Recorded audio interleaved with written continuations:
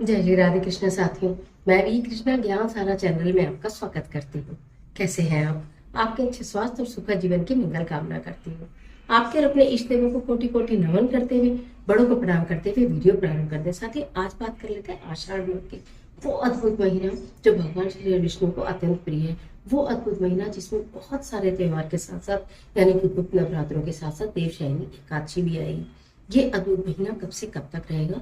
इस अद्भुत महीने में क्या करें और क्या करना करें, क्या हम दान करें, किस मंत्र का हम जाप करें, और जरूर प्रतिदिन हम एक कार्य को पूरे महीने क्या करें कि हमारे जीवन में सुख और समृद्धि आए। आज की वीडियो में यही जानकारी लेकर मैं आपके बीच हूँ। चलिए झटपट वीडियो प्रारंभ कर लेते हैं। बात कर रही हूँ आषाढ़ माह की, जो कि 12 जून से प्रारंभ होकर 10 जुलाई तक रहने वाला है। ये अद्भुत महीना भगवान श्री हरि विष्णु की पूजा के लिए उत्तम माना जाता है। इस महीने के अंदर आपको सूर्यदेव की पूजा आप सदैव कर ही रहे हैं, करनी भी चाहिए। प्रातःकाल अगर ब्रह्म मुहूर्त में उठकर आप केवल पहले रविवार से अगले रविवार तक केवल 8 दिन का संकल्प लेकर भी अगर इस कार्य को करते हैं कि मैं सूर्योदय तक सूर्यदेव को जल दे दूंगा, ये दे दूंगी सूर्यदेव के मंत्रों के साथ, तो आपको अथाह पुण्य की प्राप्ति होती है। आपकी जो कुंडली है उसमें सूर्य उच्च का हो जाता है। खास तौर से पढ़ने वालों को, नौकरी करने वालों को, अब्रॉड जाने वालों को, या अपने जो भी आपके किसी चीज में इस तरह की कंपटीशन में प्रॉब्लम आ रही है, उनके लिए सर्वश्रेष्ठ है। इस महीने में कहा जाता है कि आपको विष्णु सहस्त्र नाम का पाठ प्रतिदिन अपने घर में करना चाहिए अथवा सुनना चाहिए।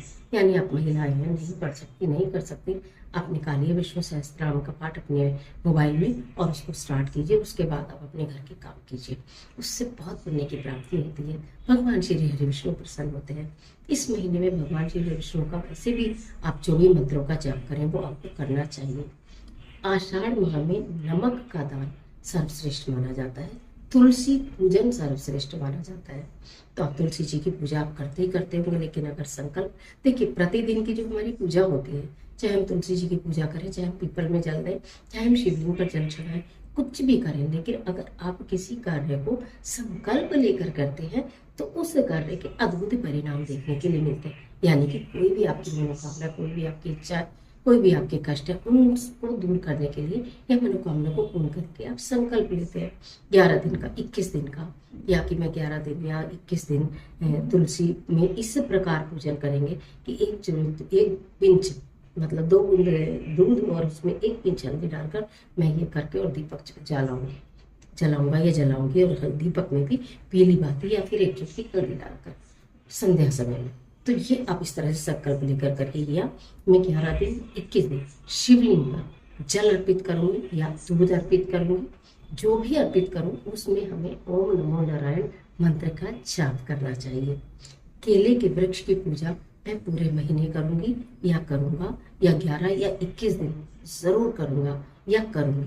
आपने वहां पर चने की दाल, गुड़ और गंगा जल थोड़ा सा हल्दी डालकर अर्पित करना होता है, एक दीपक जलाना होता है। भगवान श्री हरि विष्णु को स्मरण करते हुए, अपनी परेशानी और कष्टों को स्मरण करते हुए आपको ये कार्य करना होता है। कहने का मतलब है, संकल्प लेकर इस माह में जितने भी दिन का संकल्प लोगे उतने ही दिन के संकल्प को लेकर आप किसी भी कार्य को इनमें से कर सकते हैं जो मैं आपको बता रही हूँ। इसके साथ साथ कहा जाता है कि इस महीने में नमक का दान और वस्त्र का दान, ये तो असंख्य चीजें हैं, आप कभी भी किसी चीज का दान करिए, लेकिन हर महीने की एक खास बात होती है। तो इस महीने में नमक का दान और वस्त्र का दान आपको करना चाहिए। अगर आपके जीवन में बहुत अधिक लक्ष्मी की आपको इच्छा है, बहुत अधिक लक्ष्मी की आपको इच्छा है, भगवान श्री हरि विष्णु को प्रसन्न करिए। जब भगवान श्री हरि विष्णु को प्रसन्न करते हैं तो लक्ष्मी जी स्वयं दौड़ी चली आती है। तो पूरे महीने में कभी भी किसी भी गुरुवार को किसी एक ब्राह्मण को पीली धोती, पीला कुर्ता और अंगोछा ये वस्त्र दान कर सके, अति उत्तम है। दक्षिण रखकर उसके साथ एक रुमाल भी रखिएगा, 3 वस्त्र मत दीजिएगा।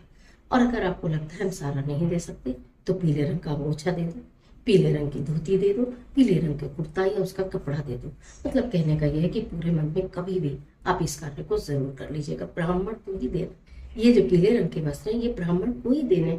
ब्राह्मण को भगवान श्री हरि विष्णु का ही स्वरूप माना जाता है। ब्राह्मण में अगर आप भगवान श्री हरि विष्णु को देखते हुए प्रणाम कर श्रद्धा से प्रतिदिन मंदिर जाकर ब्राह्मण देवता को प्रणाम करते हैं और उन्हें थोड़ा सा गुड़ या कोई दक्षिणा रोज भी या हर गुरुवार को अर्पित कर देते हैं, दे देते हैं, तो आपके बिगड़े बिगड़े काम बनने लगते हैं।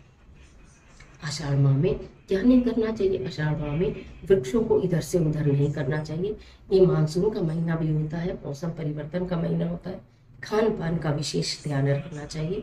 अपने घर के पौधों को इधर उधर ना करें। जितना चाहें उतने पौधे आप इस समय पर लगा सकते हैं। जो भी पौधे आप रोपेंगे वो शीघ्र अतिशीघ्र बड़े हो जाते हैं।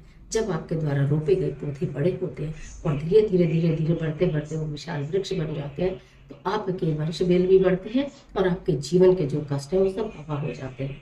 तो इसलिए इस कार्य को भी इस महीने में सर्वश्रेष्ठ बताया गया है। बैंगन, मसूर की दाल, तामसिक भोजन, इसका आषाढ़ के महीने में दही आदि इसका वर्जित इसलिए बताया जाता है क्योंकि मानसून के मौसम में ये चीजें आपके शरीर को कष्ट प्रदान कर सकती हैं।